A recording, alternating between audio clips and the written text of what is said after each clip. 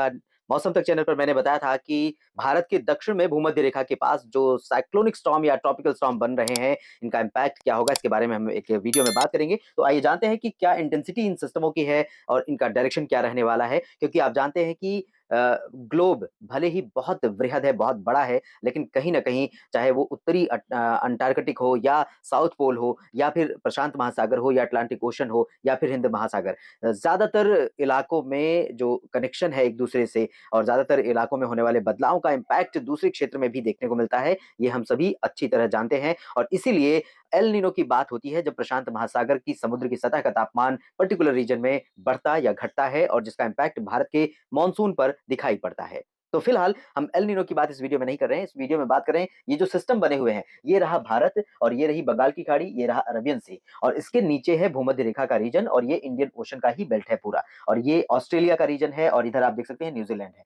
यहाँ पर ये जो सिस्टम बना हुआ है अभी फिलहाल ये ट्रॉपिकल लो है और यहाँ पर इस सिस्टम का इम्पैक्ट हमें बहुत ज़्यादा दिखाई नहीं दे रहा है। लगभग 30 किलोमीटर प्रति घंटे की रफ्तार से हवाएँ चल रही थी जब ये 4 फरवरी को बना था, ये यहाँ की सिचुएशन है। उसके बाद इस समय जो इसकी पोज़ीशन है वो ट्रॉपिकल लो की है और 65 केएमपीएच पर आवर की विंड स्पीड है। गैब्रिएले इसका नाम होगा अगर ये सिस्टम इंटेंसिफ़ाई होता है और आप यहाँ पर देख सकते हैं न्यूज़ीलैंड पहुँचने से ठीक पहले ये सिस्टम इंटेंसिफ़ाई होकर 140 किलोमीटर प्रति घंटे की रफ्तार से हवाएँ चलेंगी यानी कैटेगरी 3 का ट्रॉपिकल साइक्लोन ये सिस्टम बन जाएगा। तो न्यूज़ीलैंड में ऑकलैंड पर लैंडफॉल करने से पहले काफ़ी कमज़ोर हो चुका होगा, लेकिन यहाँ पर आप देखें मंडे आगामी सोमवार को जब लैंडफॉल कर रहा होगा उस दौरान इसकी स्पीड 95 केएमपीएच रहेगी और एक्स्ट्रा ट्रॉपिकल साइक्लोन इसे कहा जाएगा उस दौरान जब ये लैंडफॉल कर रहा होगा। तो काफ़ी ज़्यादा बारिश ये दे सकता है, काफ़ी परेशान कर सकता है उत्तरी न्यूज़ीलैंड के लोगों को, ऑकलैंड शहर के लोगों को और ऑस्ट्रेलिया की अगर हम बात करें तो ऑस्ट्रेलिया पर काफ़ी बादल यहाँ पर इन सिस्टमों के चलते पूर्वी क्षेत्रों में बने हुए हैं।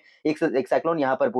उत्तर-पूर्वी ऑस्ट्रेलिया के भागों के ऊपर है, तो दूसरा यहाँ पर उत्तर-पश्चिमी क्षेत्रों के ऊपर है और इसका नाम फ्रेडी है और ये इस समय कैटेगरी 3 का साइक्लोन बन चुका है क्योंकि 165 किलोमीटर पर आवर की स्पीड इसके आसपास चल रही है। ऑलरेडी ये तीसरी श्रेणी का साइक्लोनिक स्टॉर्म बन चुका है और काफ़ी घातक, काफ़ी नुकसान पहुँचाने वाला साइक्लोनिक स्टॉर्म है अगर ये कहीं लैंड पर पहुँचता तो। लेकिन अभी जो कंडीशन होती है इस दौरान आमतौर पर जो यहाँ पर ट्रॉपिकल स्टॉर्म, ट्रॉपिकल साइक्लोन बनते हैं वो पश्चिमी दिशा में यहाँ पर से जाते हैं आगे, तो इसका मूवमेंट आगे की तरफ रहेगा और यहाँ ये तीसरा जो डिस्टर्बेंस है वो फ्रेडी के पास है और ये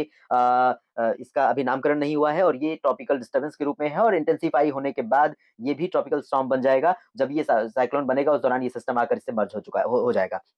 और इन दोनों के मर्ज होने के बाद इम्पैक्ट क्या होगा? इसका इम्पैक्ट इंडियन ओशन पर, भारतीय क्षेत्र पर, हिंद महासागर क्षेत्र पर बहुत ज़्यादा रहेगा और ये सिस्टम आगे बढ़ते हुए मेडागास्कर की तरफ आगे बढ़ेगा। यहाँ पर आप देखिए मेडागास्कर और मोज़ाम्बिक इन सभी क्षेत्रों की तरफ ये दोनों सिस्टम आगे बढ़ेंगे। लेकिन क्योंकि जर्नी बहुत लंबी है, जैसे मैंने कल भी बताया था, ये यहाँ तक पहुँचने में बहुत लंबा वक़्त लेगा और उस दौरान समुद्र की सतह का तापमान क्या है और एटमॉस्फेरिक कंडीशन क्या है और अफ्रीका की तरफ क्या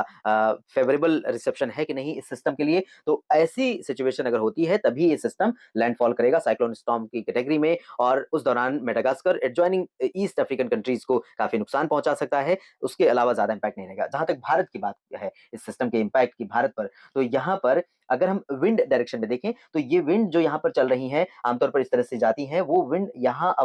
जो बंगाल की खाड़ी का मध्य क्षेत्र है, पश्चिमी क्षेत्रों से पहुँचने से पहले ही ये आगे मुड़ के वापस चली आ रही हैं, सिस्टम में मर्ज हो रही हैं। तो इन हवाओं को ये अपनी तरफ इस एनर्जी को अपनी तरफ मिला रहा है और इसकी वजह से भारत के साउथ पेनिनसुलर रीजन में या फिर सेंट्रल रीजन में जो कुछ संभावनाएँ इस समय बन सकती थी, वो नहीं बन रही हैं। तो कहीं न कहीं ये सिस्टम थोड़ा-सा नेगेटिव रोल प्ले कर रहे हैं भारत के ऊपर होने वाली बारिश के कॉन्टेक्स्ट में। तो फिलहाल इस वीडियो में हम बात कर रहे थे कि भारत के बहुत दूर बने सिस्टमों का भारत पर क्या होगा इम्पैक्ट। इस वीडियो में इतना ही, लगातार जुड़े रहिए, अपडेट करेंगे मौसम के बारे में भी, मौसम तक चैनल पर और यहाँ पर भी और साथ ही साथ बात करेंगे अन्य खबरों से जुड़ी। धन्यवाद।